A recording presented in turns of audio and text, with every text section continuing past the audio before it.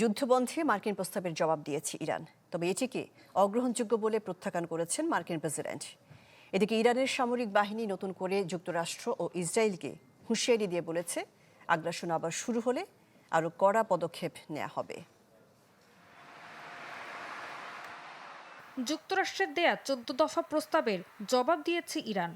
একে সম্পূর্ণ অগ্রহণযোগ্য বলে মন্তব্য করেছেন মার্কিন প্রেসিডেন্ট ডোনাল্ড ট্রাম্প। সামাজিক যোগাযোগ মাধ্যমে দেয়া এক বার্তায় ট্রাম্প বলেন, পাকিস্তানের মাধ্যমে দেয়া তেহরানের প্রস্তাবটি পড়ে দেখেছেন তিনি। প্রস্তাবটি তার পছন্দ হয়নি।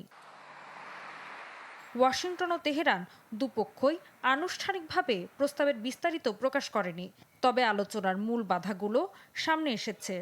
বিশ্লেষকরা বলছেন, সবচেয়ে বড় বিরোধ ইরানের পারমাণবিক কর্মসূচি নিয়ে।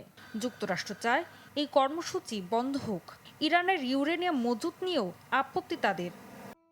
বেশি বেশি গোল্ড কিনে হাফ গ্রাম গোল্ড বার জিতে নিন প্রতিদিন।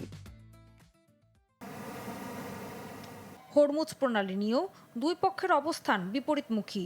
এমন অবস্থায় ইরানের হুঁশিয়ারি, যুক্তরাষ্ট্র ও ইসরায়েল আবার হামলা করলে বিস্ময়কর পদক্ষেপের মুখোমুখি হবে।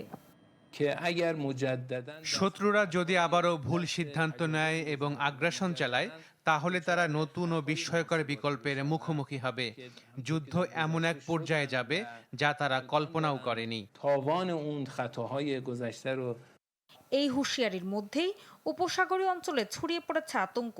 কুয়েতের সংযুক্ত আরব আমিরাতের আকাশে শনাক্ত হয়েছে একাধিক ড্রোন। কাতার জানিয়েছে, তাদের জলসীমায় একটি বাণিজ্যিক জাহাজে ড্রোন হামলা হয়েছে।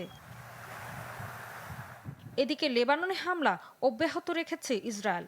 এতে 24 ঘন্টায় 2 চিকিৎসা কর্মী সহ নিহত হয়েছেন অর্ধশতাধিক মানুষ।